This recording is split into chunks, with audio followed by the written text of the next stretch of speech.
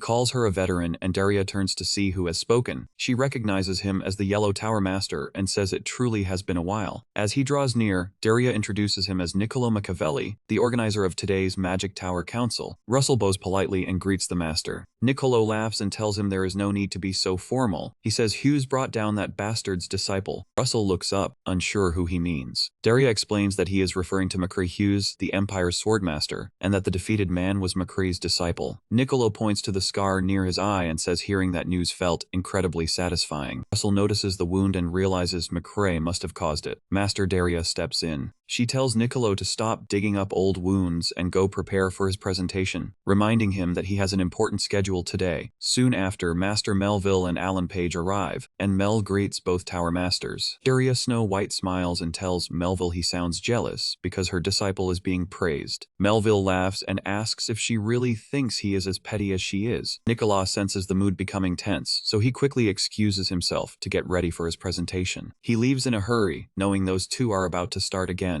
Master Melville says that since the topic has come up, he hopes she has not forgotten their bet over the relic from the Age of Gods. Daria Snow White replies that forgetting it would be impossible. Melville begins boasting that his dear Alan has already achieved something impressive. Before he can finish, Alan places his hands on his master's shoulders and reminds him they should take their seats. Alan starts pulling him away, while Melville calls him a brat and complains that he was still speaking. He shouts for Alan to let go. Russell laughs at the strange way the master and disciple behave, and soon after, presentation begins and Master Nick announces the opening of this Magic Tower Council session. He says the main subject is the ruins being excavated on Mount Calvin. According to him, the ruins appear to date back to the end of the mythological age, and there is still no evidence that they were looted. That means there remains a strong chance that a relic is still intact, and he breaks into a broad smile. Russell thinks about what a relic from the mythological age might imply, while Master Daria says they could uncover an artifact powerful enough to shake the era. Niccolo tells the masters that is exactly why he needs their help protecting the site. Then Master Niccolo calls for Sir Alan Page of the Lance Tower to lend his support. He also mentions Hughes from the Flame Tower and says he would like to ask both of them for a favor. People begin murmuring that the choice makes sense since he has already proven himself. Daria proudly thinks is only natural and wonders whose disciple they believe he is. Then one of the masters raises an objection. Daria immediately turns to see who spoke, and it turns out to be a man. A man named Blaine Trilogy, the Red Tower Master, has arrived with Darren, a mage from the Red Tower. Master Blaine walks toward the center, leaving Niccolo surprised to see him there. Master Niccolo asks him, if he does not mind, to explain the reason for his objection. Master Blaine brings up Alex Raymond, Russell's father. Then he looks toward the protagonist, who is shaken to hear his father's name. Blaine says he objects because of Alex Raymond's defeat. Some ask why a son should answer for his father's loss, while another says the war with the Empire ended long ago. Blaine refuses to yield, saying that defeat cost the kingdom its finest elite soldiers after Alex abandoned the battlefield without permission. The entire room falls into silence. Daria cuts in and calls it baseless nonsense, since no records from that time remain. He says she is wrong because he was there himself. Both Russell and Daria are stunned by his claim. Blaine says he saw Alex wrongdoing with his own eyes. Hughes is horrified to hear that his father supposedly ran from the war. Remembers that everyone knows his father died in battle, so he cannot understand why this man is spreading such nonsense. Blaine then tells the masters that the Raymond family still owes a debt to the kingdom. He adds that the kingdom's youth would feel betrayed if such an important mission were entrusted to the Raymond family. He makes it clear the Red Tower will not support the expedition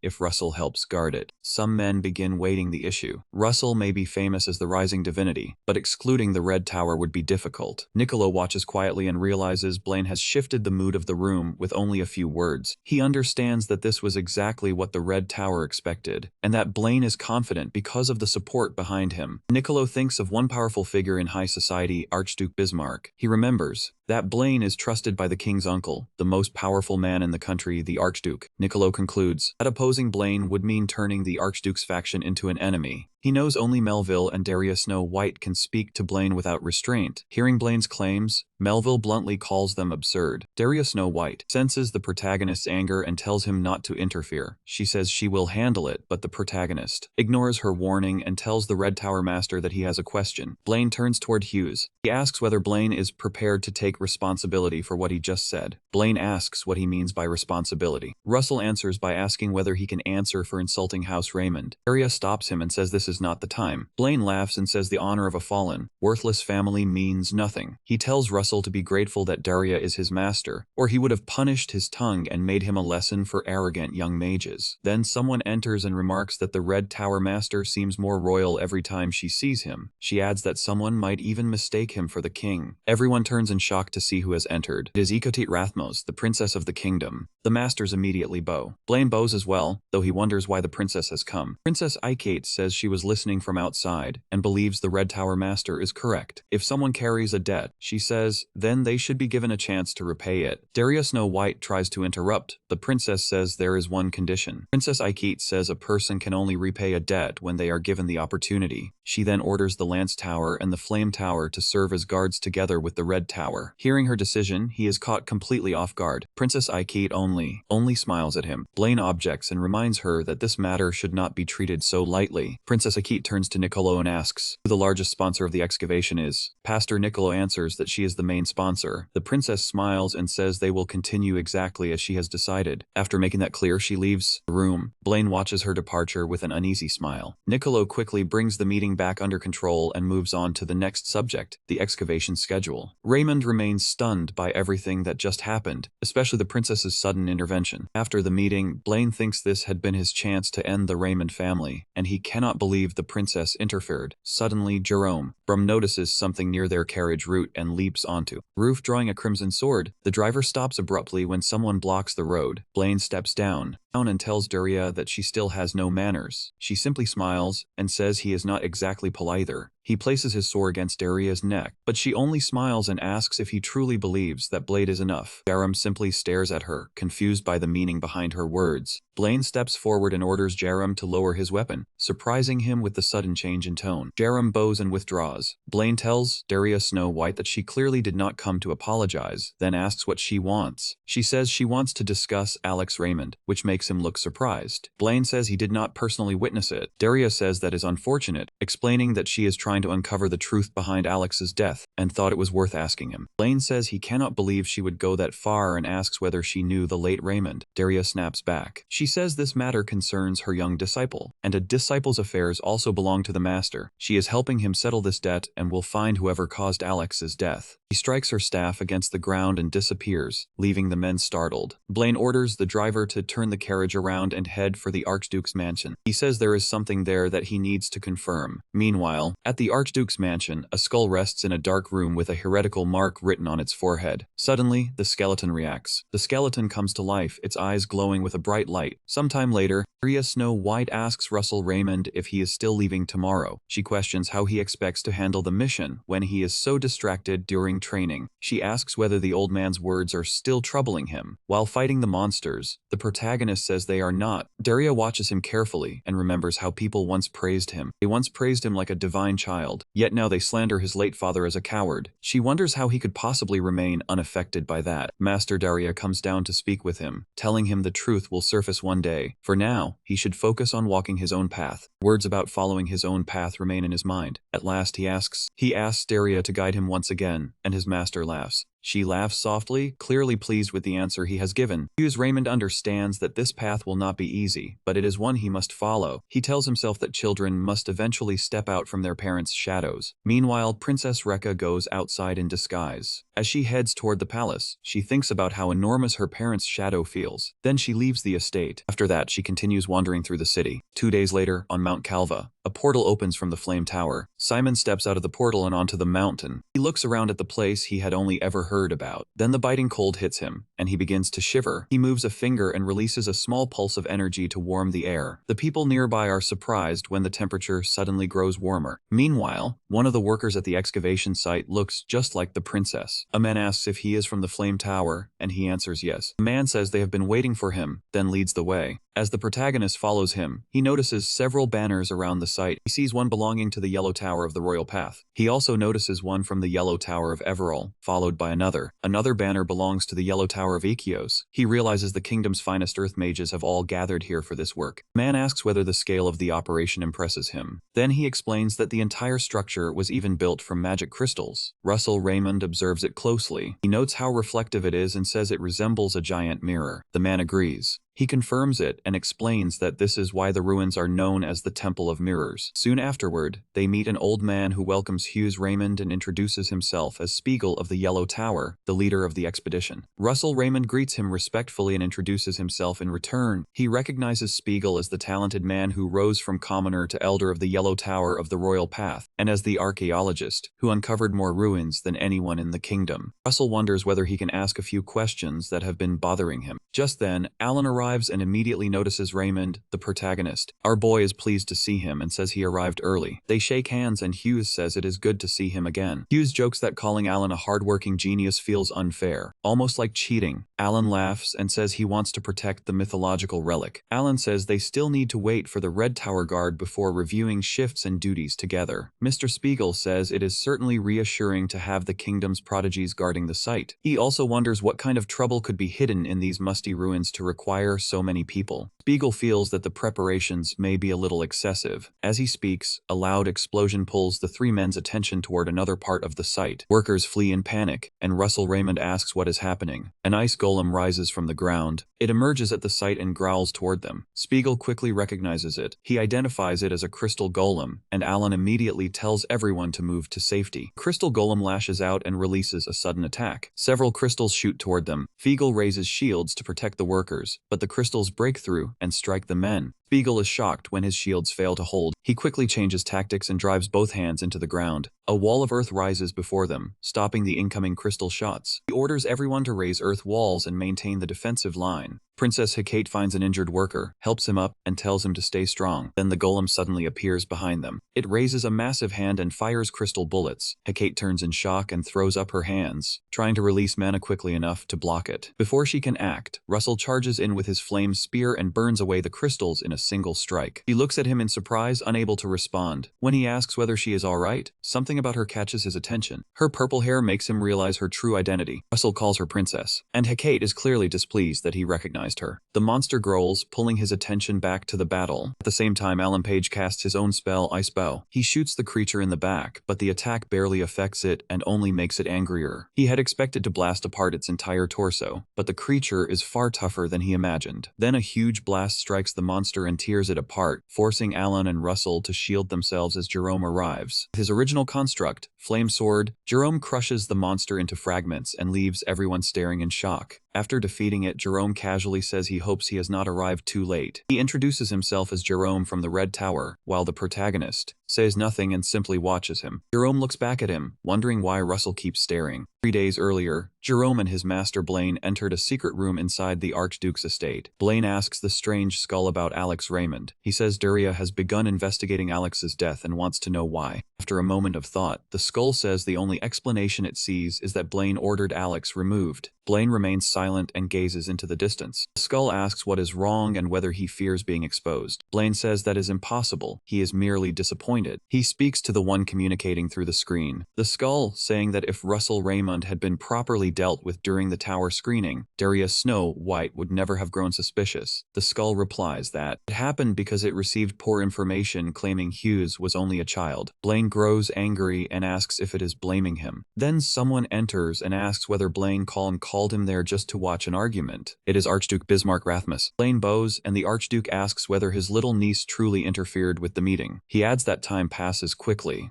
Blaine confirms the princess got involved and says they had planned to keep the guard numbers low. The Archduke tells him to get to the point and asks how he intends to seize the ruins. Blaine explains that his disciple Jerome will join the guards. Once there, Jerome will create an opening in the protective barrier made by the Yellow Tower. After that, the rude Pagan's subordinates will ambush the expedition team. By Pagan, he means the one speaking through the skull. The Archduke considers it and reminds them that for the plan to succeed, they must overpower the masters protecting the current king. He says that to cut off those masters' support, they need the item hidden in the ruins. Takes out an object and asks whether they should not prepare a little insurance. Meanwhile, Hecate pulls Russell somewhere private while he tries to stop her. Begs her to let go, but she pays him no attention. Princess turns toward him and tells him to stay quiet. She says her visit here is top secret and must remain that way. Then she asks him to pretend he never noticed her and keep moving, even if the situation seems unusual. Russell says she must truly love these ruins. He adds that he would also be upset if he missed the chance to see ruins from the mythological era in person. He smiles and tells her there is no need to worry. The princess tells him that her father, the king, and his ministers are driving themselves mad trying to protect her, yet he does not seem concerned at all. He says he already felt a hint of her aura before coming to save her. With excitement, he says her power is so terrifyingly strong that most knights could not handle it, which is why he sees no reason to worry. Hearing her power described that way leaves her stunned, so she gathers mana in her hand and taps him on the head. Russell simply stands there with a bump on his head. She says she is leaving and tells them all to do their best. As she walks away, she decides he is a decent kid, though still very much a child. Meanwhile, the protagonist remembers he was supposed to ask her for the dragon heart, which the system told him to secure in exchange for keeping quiet. He cannot believe he forgot and calls himself an idiot. Meanwhile, Elder Spiegel leads the Earth Mages as they work on the barrier at the entrance to the ruins, and apologizes to Alan for arriving late. He notices how desperately the mages are forcing their spells forward and asks why nothing is working. Alan explains that it is a spatial disturbance, one of the most powerful defensive barriers in the world. No matter how hard they try, it will not break. The men groan as they realize their efforts are pointless. Spiegel curses in frustration, wondering why a spatial disturbance had to appear just when they finally discovered the ruins gate. Meanwhile,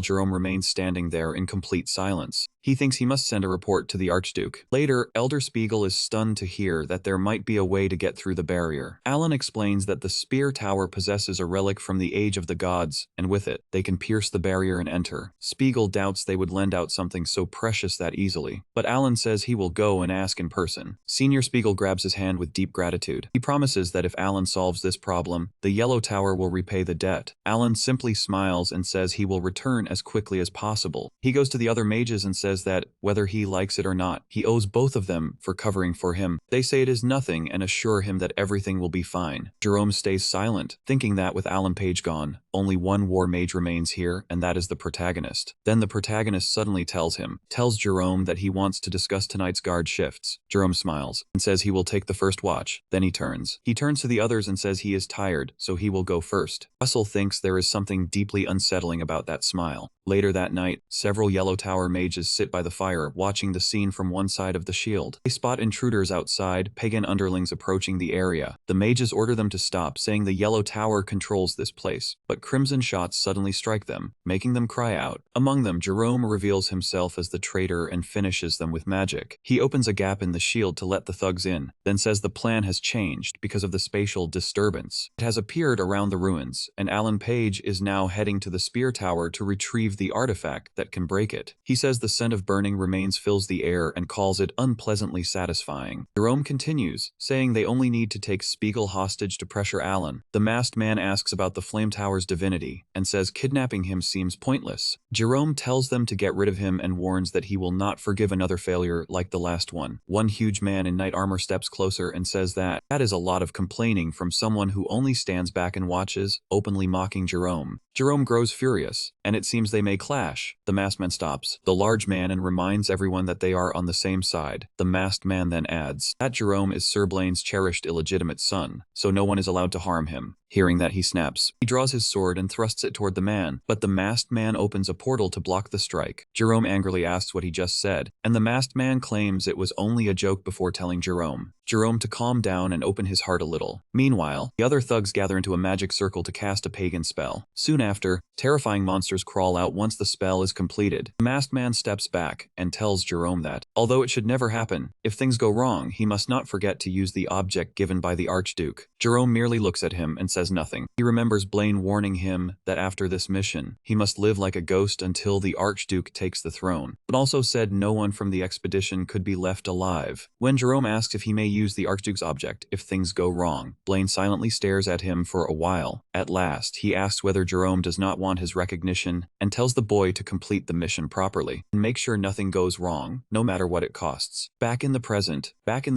Jerome chooses to obey his master's orders. As the fire monsters appear, he decides he will become a ghost after this mission ends, but says he will not simply vanish. He will become the kind of ghost that spreads fear and despair. At the same time, Russell visits Elder Spiegel to ask about something, and Spiegel checks if he means a dragon with many horns. He asks Hughes why he is suddenly bringing that up. Hughes says he saw one during the mission, and it stood out because of its strange appearance. Spiegel admits that even he cannot give a clear answer. The protagonist looks disappointed and asks if that is truly all they know. Then Spiegel says one being does come to mind. He tells Hughes about something known as the Divine Dragon King. Hughes wonders what that even means, and whether such a being truly exists. Spiegel says there are barely any ancient records, so almost nothing is known about what it did. He adds that legends say it guided worthy people to battle a great evil. Hughes recalls the black-haired warrior he saw, but then Pepper suddenly drops onto his head and startles him. Elder Spiegel is shocked to learn that the protagonist can summon spirits as well. Pepper ignores them both of them, and heads straight toward the door. He stops and, in front of the tent flap, growling at something they cannot see. Then something begins pressing against the tent, and it turns out to be the fire beast summoned by the thug. Russell and Elder Spiegel are stunned when they see the creature. Its body is covered with swollen blisters. Those blisters burst inside the tent. Outside, the Yellow Tower mages shout that they are under attack, while the huge knight charges at them and the mage. They join together in an attempt to bring him down. The knight does not move at all as their earth magic crashes into him. When their attacks end, he mocks them and calls their power pitiful. The mages are horrified to see he has not suffered even a scratch. The giant retaliates with his massive hammer, slamming it into the ground and splitting the earth. A dark purple glow spreads through the soil and swallows everything nearby. It chases after the men as they scream in fear. Meanwhile, the masked man runs into more earth mages from the Yellow Tower. He stands calmly with his hands behind his back while they combine their magic and attack. They gather their power and launch earth arrows toward him. The masked man finds their magic annoying and opens several portals around himself. The arrows fly into the portals, and another portal suddenly opens behind the mages. Notice it only when it is already too late. Their own arrows shoot through and strike them from behind. The men cry out as their own attack brings them down. The masked man walks past them into the camp, then pauses. For a brief moment, he wonders where old Spiegel might be. Meanwhile, Russell shields both himself and Elder Spiegel from the blast. Furious, Spiegel demands to know what kind of lunatics would dare attack Endymion's excavation site. Russell lowers the shield and recognizes the creature as undead. He tells Spiegel that anyone who turns the dead into weapons can only be one thing. Spiegel asks if he means cultists. Russell apologizes and says he has to go protect someone important. Before leaving, he tells the Elder to meet him in front of the ruins. The request catches Spiegel off guard. As he watches Russell leave, he wonders if that person matters more than he does. At the same time, Princess Hecate fights off a monster charging at her. She swings her magic axe and wonders where these creatures came from. The monster falls after she severs its head. The princess tells the workers they are safe for now and orders them to follow her. They hurry over, but someone blocks their path. She notices the stranger as well and immediately goes on guard, standing in front of them. It is the same knight who attacked so many people earlier. She leaps toward him, intending to end the fight quickly. In one strike, she jumps over him and brings her mana-coated weapon down onto his head. When she lands, she expects him to collapse. Instead, he simply stares back, leaving her stunned that he survived. The monster looks at her and asks who she is. She gives no answer and only wishes she had a proper sword for this battle. Even so, she knows she cannot lose momentum while people are still in danger. She reminds herself that she is Hakala Hatmos, Princess of Endymion, and that she will protect her people. Mana bursts from her as she charges the monster once more. The massive warrior responds, prepares himself and says the fight may finally become enjoyable. Then Russell appears, telling the giant he is about to make it even better. Covered in flames, Russell drives a fiery spear strike into the man's chest. The impact sends the knight crashing back into a rock. Russell turns to the princess and asks if she is safe, nearly calling her princess before switching to supply worker. She glares at him for almost exposing her and Hughes winces. From the smoke, the giant speaks. He says this must be the famous war warrior who wields the flame spear, then stands and identifies him as the Saint of the Flame Tower. Russell faces him and tells the princess that he will handle this. He asks her to lead everyone to the ruins entrance and regroup with the Elder. Meanwhile, Elder Spiegel gathers several workers and tries to move them to safety. He casts Maksha, and the princess asks the protagonist if he is certain he can handle this alone. Turns to her and reminds her that she promised to give him a chance to repay his debt. The princess smiles at that, gathers the others, and says she will leave the enemy to him. Ryan tells Hughes it would have been more entertaining if they had fought him together. Hughes says there is no need to worry, because he is not alone. The man stares in confusion, unsure what Hughes means. Then Pepper lunges forward and breathes fire, catching the large warrior off guard with the blast. Using that opening, Hughes forms a weapon by combining superheating with his burning spear and adding something more. He weaves an explosive formula into it. The man steps out from the flames and reminds Russell that cheap tricks will not work on him. He raises his dark purple hammer and prepares to strike back. Before he can swing, the protagonist asks whether he truly thinks this is only a trick. Then Russell smashes the man's hammer with his fire spear, creating another blast that leaves the giant shocked. A wave of fire spreads across the area. Meanwhile, some workers try to flee toward the ruins and find Elder Spiegel, but someone stops them on the way. Curran stands there silently, staring. The men ask if he is hurt, where he has been, and warn him that enemies are attacking. Curran answers with a single sword swing that cuts them down. He looks ahead and sees Elder Spiegel gathering workers before the ruins. Garen is shocked and wonders what they are planning, then studies the group more closely. Among them, he notices someone familiar and recognizes Princess Haikori. Nearby, a fierce fire blast erupts, and Garen quickly reacts. He turns at once to see what has happened. He sees the giant warrior still standing even after the explosion. Then the warrior notices something that leaves him stunned. Pieces of his armor begin falling away, and he cannot believe the refined black iron has shattered. As more of it breaks, part of his face is revealed. Russell says they can finally see that proud face of his, then asks why the man suddenly looks so bitter. The man snaps back, calling him a conceited fool. He yells at Hughes not to look down on him. Then Hughes notices purple streaks surrounding the man's body and is stunned. He realizes the man can use aura like a knight. At the same time, the man knows he needs the transplanted knight's heart inside him to win, with 2 hearts beating in his chest. Giant warrior raises his weapon and says he will tear the protagonist apart. He charges forward with his hammer, and the protagonist leaps away. He dodges in time, surprised that such a huge brute can move so quickly. The giant spins around and rushes after him in fury, but Hughes only smiles. Hughes recalls his battle with Spandon and realizes Spandon was far faster, so this opponent is nothing he cannot handle. Then he leaps toward the giant and uses a special fire spear called Cutter. He flashes past and cuts the man before he even realizes it, just as the warrior starts to attack. Then the warrior notices he has already been struck. He is already behind him, prepared to end the fight and declaring it is over. But before he can strike, a portal opens between them, and water suddenly surges out. The powerful rush of water sweeps him off his feet and sends him flying backward. He lands again, completely baffled by what just happened. He glances down at his clothes and realizes they are drenched. When he raises his head, he sees the masked man and wonders if he caused it. The masked man begins explaining the usefulness of deep-sea pressure, but the big man tells him to be quiet. Russell says he will not miss again and prepares to launch another attack. He forms another fire spear called Cyclonic as the protagonist rushes forward. He charges at them with a spinning assault, convinced there is no possible way they can avoid it. At that moment, the masked man comes up with an idea and opens another portal. The portal appears between them, leading directly to Elder Spiegel and the others gathered in front of the ruins with Russell. As Hughes rushes forward, he notices the portal, but his momentum is too great to stop. The cyclone shoots straight inside. It passes through and bursts out on the other side. The workers near the ruins see the fiery glow and panic. Kate also looks up, confused by the sudden flash of light. A wave of flames then erupts from the portal and surges towards Spiegel's group. Spiegel and the others stare upward in terror as the attack comes directly at them. Russell is stunned, unable to believe he has just sent his own attack toward his allies. The blast continues, pouring through the portal, rushing straight toward the men gathered there. Its range is so huge that it sets off a massive explosion. A moment later, smoke still hangs over the wreckage as he hurries in. He searches desperately for survivors, and what he discovers fills him with dread. Panicking, he calls out for the princess. He then calls for Spiegel, but no one responds. Suddenly, a hand reaches through the smoke. It is Spiegel, signaling to him from within the haze. Russell finds him trapped under the rubble and rushes over, asking if he is all right. But Spiegel only asks about the others. The protagonist turns and sees several bodies nearby. He apologizes, and then both of them hear something nearby. Garen approaches them while carrying the unconscious princess in his arms. Russell cries out her name, terrified that something may have happened to her. Spiegel is shocked to see Princess Hecate being brought there. Once Hughes realizes she is still alive, he thanks God that she survived. He thanks Garen for rescuing her, but Garen answers by driving a blade into him. He lowers his gaze and sees the weapon lodged in his abdomen. The sight leaves him completely frozen. Then he begins coughing up blood. Spiegel cries out Russell's name in shock. Pepper lunges at Garen and catches him off guard. But before the dragon can reach him, the masked man opens a portal and pulls Pepper inside, mocking him as a pest. At the same time, more henchmen emerge from another portal behind them. The protagonist begins to feel dizzy. As his strength drains away, he worries about Pepper. Garen turns to the masked man and says the plan was to capture Spiegel. The masked man replies that they can take Hughes too, since Alan still does not know about the betrayal. Suddenly, Spiegel strikes at Garen and demands to know how he could betray them. The giant tells him to shut up and knocks him hard to the ground with his weapon. Spiegel loses consciousness from the impact. The masked man asks who the woman in Garen's arms is, and Garen says she is Hecate. With her, they can control Endymion. Garen snaps that the masked man's reckless move almost ruined the mission, but the other calmly replies that everything is fine as long as the princess survives. While they continue talking, he forces himself up and says he will not allow this. They turn as he struggles to stop the bleeding and vows they will not escape. The large warrior says he will handle him, then approaches with his hammer. The protagonist activates his cloudy ring, spreading mist across the battlefield. The giant says this is payback for earlier and swings his weapon at him. Mist covers the battlefield as the masked man notices the change. Just as the giant is about to crush Hugh's head, he gleefully declares that this is the end. Russell simply stares back and activates his draconification. The man notices a sudden burst of fire from him, but it is already too late. A huge eruption swallows both the protagonist and the giant, making it seem as though the fight is over. The masked man realizes the mist was meant to block their view. Moments later, Garen and the masked man hear their henchmen screaming from inside the fog. When they look closer, the men are already down. The masked man quickly opens several portals around himself and realizes this must be how the earlier attackers were defeated. Then he senses a surge of mana far beyond anything ordinary. Through the mist, a pair of glowing eyes appears, and before he can react, Russell bursts up from below and pierces him with a fire spear. The masked man stares into Hughes's dragon-like eyes. Coughing blood, he calls him a monster. Hughes ignores him, casts the wounded man aside, and turns to his next foe. Garen sets the princess down and joins the fight. Knowing the mission can only succeed if no witnesses remain, he uses double casting. He summons two flame swords stained with blood. With both blades ready, he challenges the protagonist to come at him. The protagonist sees him, but also understands something else. His draconification is almost finished. He raises his fire spirit and prepares himself for the coming clash. Garen rushes forward with a twin sword strike, and Hughes instantly realizes he must stake everything on a single attack. He releases a huge blast at Garen, followed by a powerful Hughes explosion. Garen drops to his knees, coughing blood as the damage spreads through his organs. Looking down, he sees a gaping wound where his heart should have been. Not long after, he falls to the ground and dies. Then Russell hears a sound nearby and turns around. The masked man remains on his feet and somehow all his injuries have vanished. He asks if the protagonist truly believed only the giant had two hearts, then calls him a fool. Pointing toward Garen, the masked man says the two of them are alike. Russell watches in terror as a sudden green light erupts from the place where Garen fell. The man explains that Garen possesses power on par with a dragon. To Hughes's shock, Garen begins changing into a monster. The masked man says the creature is called Chimera Heart, probably because of the item the Archduke gave him. Garen lands again, leaving Hughes stunned. Garen's mana has now grown so immense that Hughes can barely measure it. Garen stretches out his hand and seizes the masked man with his power. He raises him by the neck. Garen asks if he deliberately hid his true power just to force him into using his heart. The man laughs and says he already knew Garen wanted to use it. He reminds Garen that the heart allows him to advance through several circles at once. He also insists that none of this is his fault, since he never and Garen lose to Russell. Garen throws him to the ground, then admits the man is right, and says there is someone else he must handle first. Garen moves toward the protagonist and warns that he will deal with him first. A ghostly hand reaches out, grabs Hughes and pulls him closer. Garen closes his hand around Russell's throat and mocks the impression he made only moments earlier. In the end, he says Russell failed to protect anything. Then he declares that everything is over. He then strikes the spatial disruption barrier with his newly awakened power. The barrier splits apart, exposing a small opening that leads into the ruins. The man is stunned that Garen can tear through the spatial block and assumes he must be enjoying it. The protagonist tells Garen it is not finished yet and fires an overheated blast straight at his face. It barely leaves a scratch. Garen only smiles, says he has changed his mind, and flings Russell away. He says he will give Hughes the end he deserves. Russell crashes into the damaged barrier and groans from the force of the impact. Garen says he will feel his soul being ripped apart inside the rift. The barrier slowly pulls the protagonist in until he vanishes completely. Garen tells him to disappear and curses the wasted time as the protagonist screams. His screams continue until he suddenly wakes in a hospital, where a nurse asks if he can hear her. Hughes jerks upright, gasping for breath, and asks where he is. The nurse tells him he is at Camelot Hospital. Shocked, he immediately asks about the battle at the ruins, but the nurse says she has no idea what he means. He grabs her and asks about the princess in Spiegel, frightening her badly. Another nurse hurries over and tells him to calm down. The man explains that Russell was brought in after suddenly showing seizure-like symptoms while cleaning the Louvre Museum. The protagonist stares at him in confusion and asks what he is talking about. Then the protagonist starts shouting for Pepper and demanding to know where he is. The nurses quickly restrain him, believing he has lost control, while Hughes wonders if he returned to the time before his regression. He remembers falling into the barrier and tells himself that part was definitely real. Then a doctor appears behind them and restrains Russell with a magical chain. The doctor tells him to settle down so they can speak somewhere else. Later, inside the doctor's office, she says he collapsed at the museum and showed severe signs of hallucination. Protagonist insists he was not hallucinating, and the doctor says she understands. Then she asks if he has ever heard of something known as the Nightmare Tree, and MC looks puzzled. She explains that it is a sinister tree that traps people in pleasant illusions until they waste away beneath it. It feeds on their bodies. Russell asks what any of that has to do with him. She explains that pollen from a nightmare tree displayed at the museum apparently leaked that day. Many people, not just him, showed hallucination symptoms. He is surprised, and she says the good news is that the museum will pay for all his treatment costs and also provide compensation. Protagonist begins wondering if everything he went through had truly been nothing more than a hallucination. The doctor gives him a written diagnosis to present to the museum representative so he can receive his compensation. Then the doctor leans closer and says it is time for him to wake from his dream. Russell Raymond remains shaken, wondering if it was all a dream. Still, he cannot believe his time with Daria was fake, so he later goes to Daria Snow White's mansion. He tells himself those memories felt far too real to be a dream, but the guards at the gate stop him. Hughes says he has come to see Miss Daria Snow White, certain that his master will recognize him. The guards exchange confused glances, unsure who he is. Praying that none of it was false, Russell Raymond tells guards that his name is Russell Raymond and that he was Miss Daria's disciple. They look surprised, but one says he has never heard that name. One of the guards calls him insane and orders the other to throw him out. The protagonist grows furious. Filled with anger, he tries to rush inside, pleading with them to let him enter just once so he can see her. Annoyed by his behavior, one of the guards pushes him down to the ground. Just then, Daria's carriage comes to a stop, and Russell Raymond spots her. She asks what is happening. The guard bows to his master and explains that this man keeps insisting he is Daria Snow's disciple. White is taken by surprise and turns her gaze toward him. He looks at him for a while, yet there is not the slightest sign that she recognizes him. After a brief silence, she asks whether she knows him. Russell Raymond looks at her in complete shock. He cannot bring himself to speak, while she simply stares back at him. Then she tells the driver to continue, leaving Hughes Raymond standing alone in the rain. Later, he sneaks into the Louvre Museum and returns to the place where he saw the dragon heart, wondering if it was all just a hallucination from the nightmare tree. Overcome with rage, he strikes the dragon heart's display case and says it is all meaningless. He begs for someone to wake him if this is a dream, unable to believe his old, ordinary life could truly be real. Suddenly, the museum alarm rings, and the guards discover Russell Raymond. The guards pin him down and demand to know who he is. The security chief orders the others to drag him away, but Raymond keeps shouting that none of this can be real. Afterward, Russell Raymond keeps searching for proof that his old life was not a dream, but nothing changes. Years pass, and even as he resists this impossible reality, time slowly dulls his pain. One day, while sitting with other mercenaries, he hears a man begin reading from a newspaper. He notices Alan on the front page, praised as the youngest master of Spear Tower. Seeing this, Hughes thinks there is no way someone like him ever deserved a golden chance from a dragon god. Meanwhile, at Walker Hill Academy, he works a small cleaning job. He thinks he never imagined his life would end up here, and memories begin to return. He had cleared his mind. He had abandoned his ambition, and in the end, he had given up on himself. Russell Raymond reflects on it, and says this life may not be so bad. Perhaps this is exactly the work suited to who he is now. While cleaning, he hears a sound and checks it out. A group of bullies is harassing a boy named Spiegel, asking why he acts that way, telling him to know his place, and warning him not to think they are equals. Raymond continues cleaning, deciding it has nothing to do with him, so he ignores them. The boy tells the bullies that no matter what they say, he will become a mage. The lead bully ridicules him, asking how someone with narrowed mana veins can speak so boldly. Hearing those words, Russell Raymond freezes in shock. The bully brings up the crimes committed by the boy's family. He says he will leave Spiegel with a scar he will never forget. Just as he is about to harm Spiegel, Spiegel squeezes his eyes shut and hears a heavy crash. When he opens them again, the bully is down. down. The others are lying unconscious on the ground. Russell Raymond keeps cleaning and asks why the place he is cleaning has become so filthy. Spiegel realizes that Hughes was the one who saved him. Later, Hughes sits on a bench to have lunch. Spiegel stays beside him, and Hughes asks why he is following him. Spiegel looks at him and says he is only reading a book, adding that the bench is a good place to concentrate. Russell Raymond notices something nearby, and the same bullies spying on them quickly hide. He decides to ask the boy about it. He brings up Spiegel's narrowed mana veins, saying he once knew someone like him at this academy. Spiegel then asks what happened to that person. Russell Raymond says that boy was expelled because he could not overcome his limits, calling him useless and destined to amount to nothing. To a mage, he explains, narrowed mana veins are practically a fatal flaw. Raymond adds that sometimes giving up also requires courage, but Spiegel immediately says he cannot do that. Spiegel rises to leave and repeats that he cannot give up. Hughes watches him walk away. Then his boss calls him over. Hughes approaches, and the man warns him to be careful around that boy. His boss says Hughes might get caught up in trouble if things go wrong. Russell Raymond says he does not understand, so the boss explains. Spiegel is the son of the merchant cast out by the Red Tower Master, leaving Hughes shocked. That means Spiegel is connected to the fallen family. Meanwhile, the pagans gather before the skeleton master Blaine had spoken with earlier, and the skull declares that the world of the Guardians is nearing its end. It commands them to go to Walker Hill Academy and proclaim its return. Sometime later, Spiegel goes to a river to practice magic with crystals. The mana he releases is faint, so he tries to force out more. Instead, the crystal breaks apart and cuts his hand. Russell Raymond approaches and asks why he still refuses to give up on becoming a mage. Spiegel turns in surprise, and the protagonist asks once more why he will not quit. Spiegel says he made a vow to his mother. Hughes watches quietly, but then the school bullies attack them. Spiegel's tormentors have brought weapons and are pleased to find him, saying last time they failed, but today will be different. Russell Raymond releases his aura and tells Spiegel to pay close attention. Then he says, "This is the only path to becoming a mage." The aura leaves everyone stunned and the battle begins. He gathers energy in his hands and strikes them with a powerful crushing blow. Later, during winter, the protagonist trains Spiegel in Overload and the mage body technique, just as he studied from the scrolls. He tells Spiegel to move quickly, because surviving depends on keeping distance from the enemy. This magic replaces mana veins with a strong, carefully trained body. Since an adult's body has already fully developed, children gain far better results while they are still growing. Much later, Russell Raymond teaches Spiegel martial arts and judges his progress to be painfully poor. He asks if that is all Spiegel can show after promising his mother. While Spiegel struggles to control his breathing, Spiegel rises again and begs for one more round of training. Later in spring, he faces his bully during the Academy's practical magic combat exam. The boy launches an ice arrow at his opponent and brings him down. The teacher declares Spiegel the winner. The crowd bursts into cheers. One student cannot believe a boy with narrowed mana veins won, while another says the real difference came from Hughes' skill. The bully angrily curses them, warning that they will regret it once he returns. Spiegel looks overjoyed and turns toward Russell Raymond. He thinks that, thanks to his new uncle, he has reached the second circle. From the shadows, Hughes watches with a proud smile. Then someone calls out his name and he turns around. The man says it has been a long time, and he insults him like he is nothing. The protagonist looks more carefully and realizes the man Anton, his old school bully. Later, Russell Raymond is beaten by Anton's guards and can barely catch his breath. The head cleaner reminds him that he was warned not to get involved with Spiegel and tells Hughes that his actions caused Anton's son to be embarrassed again and again. Hughes smiles as he figures it out. The bully Spiegel defeated is Anton's son. Hughes says that explains why the boy is as foolish as his father, while Anton crouches down and warns him he still does not understand the trouble he is in. Also threatens the boy Hughes seems to care about so much. After staring at him, Hughes suddenly laughs, leaving Anton surprised. He asks if Anton is acting like a child. He asks whether Anton truly believes he cares about the boy. Hughes says he only pushed Spiegel because tormenting him was amusing, leaving Anton unable to respond. Later, Russell Raymond goes to gather his belongings. He remembers Anton, ordering him to leave the academy immediately if he wants to avoid more trouble. As he steps inside and walks back out, his thoughts drift to Spiegel later that night. As Russell Raymond approaches the gate, Spiegel suddenly blocks him and asks where he is going. Raymond says he is leaving this place, but Spiegel asks him why. The man tightens his hold on the bag, tries to rush past him. Spiegel moves into his path and tells him to stop. Right where he is, Spiegel sees Hughes Raymond's face and freezes in shock. He asks what happened to him, and Russell Raymond snaps back, asking what Spiegel expected from someone like him. Spiegel asks if he truly thought Hughes was his teacher. He shoves past Spiegel and forces his way through. He tells Spiegel not to fool himself and walks away. The boy begins to cry. Meanwhile, Anon watches it all from a nearby carriage. He says this is why money and power are so useful, because they can erase anything. Then he decides to leave. He prepares to leave the academy, but his carriage suddenly comes to a halt. Anton notices several cultists blocking the carriage and angrily demands how they dare stand in his way. The cultists release a strange green blast that spreads across the area, and Russell Raymond notices it before turning back. When he returns to the academy, he finds it engulfed in flames and can only stare in disbelief. At the same time, the attack's leader declares that this assault will announce the cult's return to the world. He commands the others to scatter, spread fear, and turn the battle against the students into chaos. Elsewhere, another cultist uses a demonic claw technique while fighting several students. Spiegel shoots an ice arrow at one cultist and pins him against the wall. The man with the demonic claw notices Spiegel and laughs. He steps forward to fight, mocking Spiegel as a tiny insect that somehow managed to survive. Russell Raymond arrives not long after, but he hides behind a wall and keeps watching. He sees the chaos and spots Spiegel on his knees. Overwhelmed, the attacker sends out another demonic claw to end it, while the protagonist watches, confused about why Spiegel refuses to run. The man asks if Spiegel is afraid to die, and Spiegel says he has bought enough time for the others to escape, so that is enough. Hughes tells himself. He can sense the man's enormous magic power. The enemy is so strong even the teachers failed to stop him, reminding Hughes that only a guardian could face someone like that. He thinks about his current life, his weakness, and what he can possibly do now. Russell Raymond turns away and says he must escape, because there is no reason to die here. The man mocks Spiegel's speed. He calls Spiegel weak and tells him to know his place. Spiegel laughs, admitting he knows better than anyone that he cannot win, but protecting others is what a guardian does. Those words make the protagonist Raymond stop cold, because he once said the very same thing. The attacker says such naive thinking will only get Spiegel destroyed, then moves to finish him. Before the blow can land, Hughes thrusts a sword at him, but the man blocks it. He counters with a demonic claw and calls Hughes an insect, asking how he dared strike him. Using that chance, Spiegel casts a third circle ice beam and fires. The spell slams into the man and pins him against the wall.